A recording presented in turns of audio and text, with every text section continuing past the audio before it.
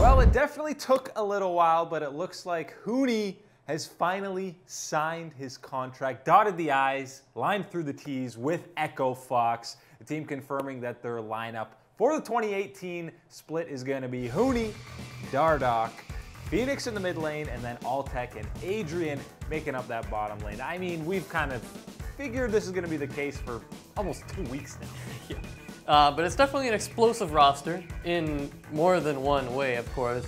This lineup is loaded with potential. Obviously, anytime you have Huni, who we've seen be a carry top laner on Fnatic, on Immortals, struggled a bit on SKT at times, but at Worlds, I think he was one of the better SKT members, especially in that finals.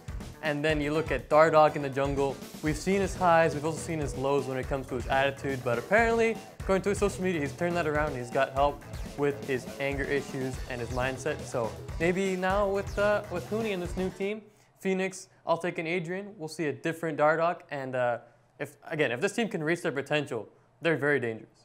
Yeah, I mean, you look at Altec and Adrian, that's going to be a solid bottom lane. Not really going to be an issue for that team. They can probably fend by themselves as well. And yeah, Huni, a guy coming off the World Championship, easily has the chance to be the best top laner in NA.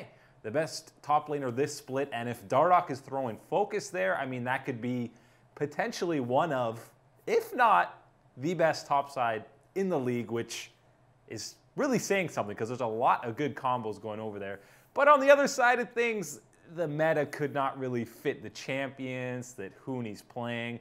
Dardoch might not synergize well with these guys, and both of them are super prone to tilt. So, I mean, they could also be one of the worst topside duos in the league. So it'll be interesting. This is going to be a team that you're definitely going to be watching in the upcoming split. Yeah, I could see this team starting out really well, getting off to like a 4-0 early lead in the standings, and then all of a sudden, goodbye. One loss, and I feel like they could take a long tumble down. It's all mindset based, and even if they fall behind in game, it could potentially get ugly. But again, it's a risky lineup with highs and lows, and we'll have to see if Echo Fox can try to get a little bit of consistency in that roster. And if they do, maybe reach the playoffs.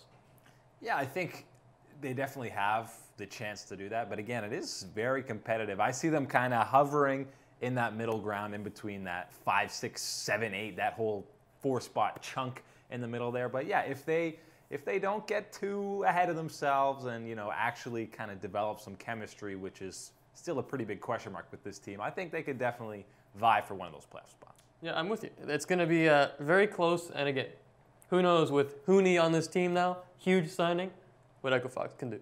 And we got to say now, with Huni officially coming over, it's going to be a nightmare for casters this upcoming LCS split. You got Huni and Huhi. You got Sven and Sven. You've also got Xmithy and Mithy. And then, of course, you got Fly and High and Fly Quest, Fly. So I do not envy these guys having to call these games. I mean, even for us, it's hard to keep track of. In the past, anytime... I barely got through that. Man, when TSM faces G2 and it's Svenskeren and Sven, it's just a mess. Oh, it's a disaster.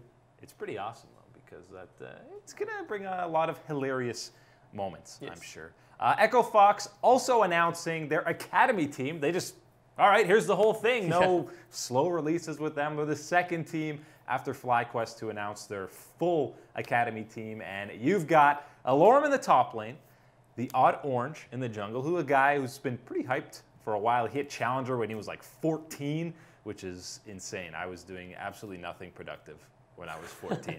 You got DeMonte in the mid lane, Lost at AD carry, and Papa Chow at support. I mean, not the most household names going forward on this roster. You don't have guys like Keen or Shrimp heading over here, but I mean, a lot of the subs from last year are gone. Yeah, Grigney, who's someone who's all over the challenger ladder as well. Not on the team, kind of surprising to me. Brandini, gone as well. No sign of Keith and Mash. What a shame. So those guys are gone. That's okay. And then, I mean, Alorum and Odd Orange, two guys who have been around the challenger scene for a long while now, haven't really gotten any opportunities. They'll have a chance to learn on that Academy roster. So we'll see what they can do. Yeah, it'll definitely be interesting. And I mean, there's still guys like Moon in that jungle spot who you got to expect will land a spot on some of these Academy rosters. But it looks like the theme is teams will just kind of release their whole Academy roster at once. There's no point in delaying the hype like you kind of were with your starting lineup, and there's not as big contract issues. Also, G2.